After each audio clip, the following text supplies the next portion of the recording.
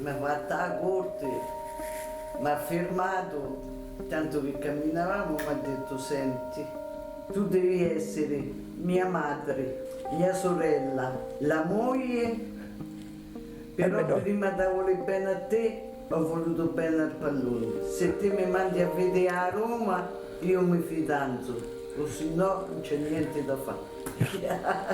Te lo giuro. No, è vero, è vero. Te lo giuro. E dopo mi ha detto, senti, prima vado a vedere la partita a Milano, dopo quando ritorno vengo a casa di tua madre e ci fidanziamo. Pensa quanto ama Roma.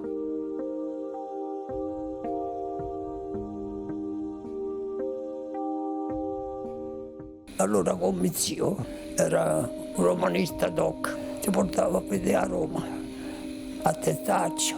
E allora ho cominciato ad ammirarmi da Roma, no?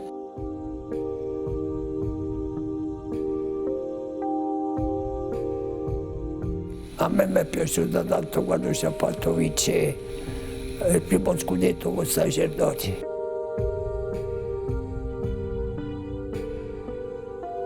Giocava bene, c'era Masetti che era il portiere che finiva più. La formazione da Roma, prima della guerra, te lo dico, era Masetti, Brunella, Cerpi, Donadio, Borrese e Bonomi, Criezzo, Cappellino, Amedeo Costa e Pantò.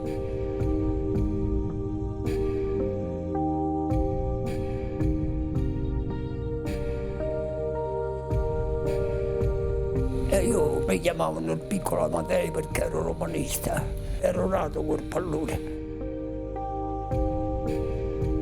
Ero stato capace, quei calzetti dei donne che non si rigiortavano più. Io ci mettevo la carta dentro e mi allegavo, facevo con spago, c'avevo 6 anni. E giocavo con quelli in una piazzetta per strada. Facevo più di 100 palleggi così, tutto quanto. Io voglio di a totti. Sei buono a fare 100 con una palla di carta così e 100 palleggi così. Quando c'avevi 12-13 anni, io dico non era buono, io sì. Il sabato io andavo al tempio, ci portavano qualcosa. A me mi rodeva tanto il culo perché e dico, e questi parlano, pregano cose. Invece vado a giocare a pallone, ma quando finiscono mai ci capisco niente. Al Campidoglio, siccome c'era Totti là davanti, allora io faccio a Totti. Se me non erano i leggi razziali, io ero più forte di te a giocare. Ogni volta che giocavo segnavo a tutti e 3 gol a partita. Ero fortissimo, io lo studiavo e giocavo a pallone. Odiavo il pallone, con i calci che gli davo poi era più pesante il pallone. Io rimango orfano all'età di 7 anni. Mio padre morì, venne in pensione. A quei tempi c'era la penicillina. Con la valigia stavo lì e ci portano al Pidigliani, che prima della guerra era l'orfanotrofio.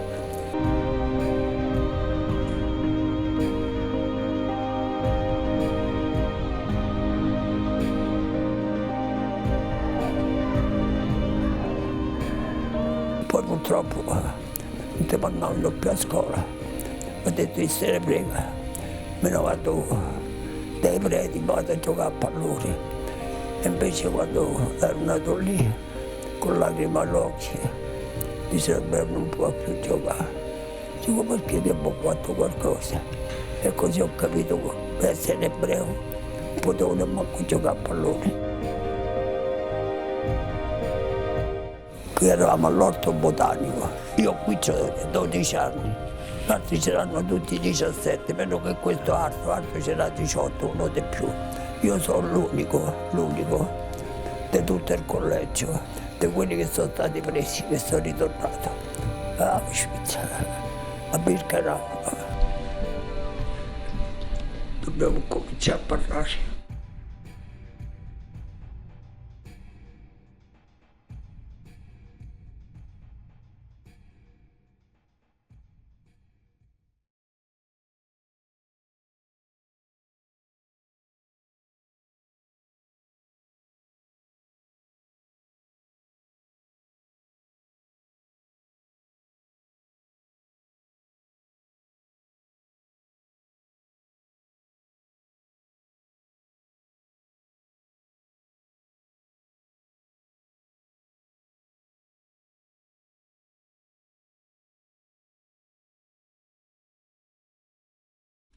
Quando ero piccolo sono stato un orfanotrofio, portavo la divisa del collegio, poi dopo qualche mese ho portato la divisa del campo di concentramento, adesso la divisa mia è questa, con giacca e cravatta. Mi hanno chiamato dopo i 50 anni a scuola tedesca, una ragazza si alza e mi dice se avevo smesso di odiare la Germania oppure no. Gli ho detto, io dirò una cosa, se avessi avuto la possibilità di rifarmi con tutti coloro che hanno ucciso mia madre e mie sorelle e hanno torturato me, io garantisco una cosa, che non saprei proprio farmi la rivincita nella loro maniera, erano troppo spietati, io non ne sarei capace di farlo. Forse gli avrei dato un sacco di botte, quello sì, ma loro non ne può immaginare quello che facevano e io non ci riuscirei per nessuna ragione al mondo, fa così. Io non sparerei una bambola, loro hanno sparato per divertimento ai neonati, hanno sparato.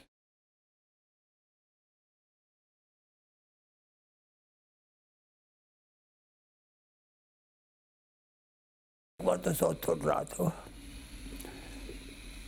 grazie a Dio, era mia sorella più piccola, Fatina, quella che mi portava i calzetti,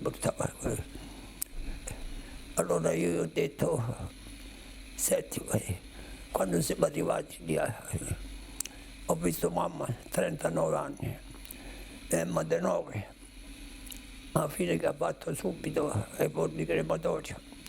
Non ci abbiamo avuto più. Poi ti ho visto andare insieme a Angelica e io sono nato come da un'altra parte. Sei stata sempre con Angelica. Mi ha detto fino alla fine, un mese prima che ci liberassero, anche lei ce l'aveva fatta, però penso ai cani. Penso ai cani.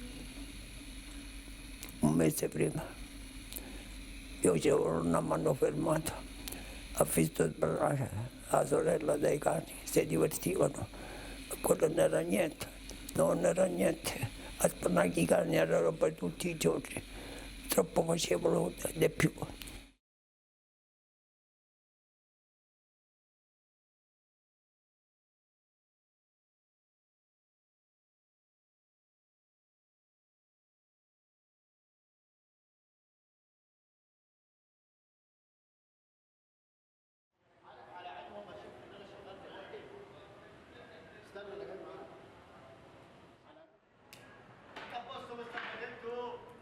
A un certo punto per me io non parlo per niente perché andiamo a finire tutti al manicomio.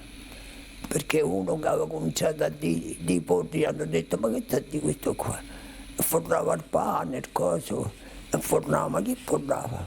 Per dire, potete immaginare che fornavano le persone che ammazzavano tutte, questo qua, non si sapeva niente.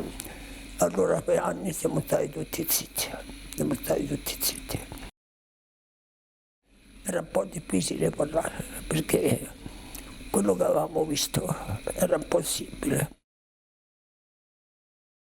Dopo 50 anni i storici cominciano a dire il 27 gennaio è la liberazione di Auschwitz e di Birkenau, senza dire che sono morti tutti 6 milioni di ebrei. 6 milioni di ebrei ho visti morire dappertutto, io non ho più giocato perché io come facevo andare a giocare a pallone con una sorella non voleva più vivere.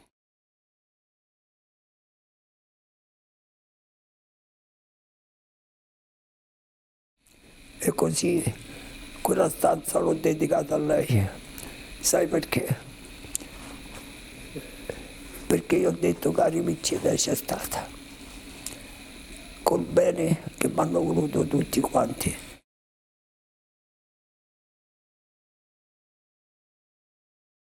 Il gioco del calcio Vedi, se non avessi visto quel coso Roma-Livorno, c'era scritto con svastiche grandissime. Lazio e Livorno tutti nello stesso forno. Ho giurato a mia madre che è morta dove è morta, a Auschwitz. Non sarei entrato più dentro allo staccio, perché non levavano più da parte. Un ragazzino che a 15 anni va all'inferno. Che te puoi inventare? L'hai solo visto e provato.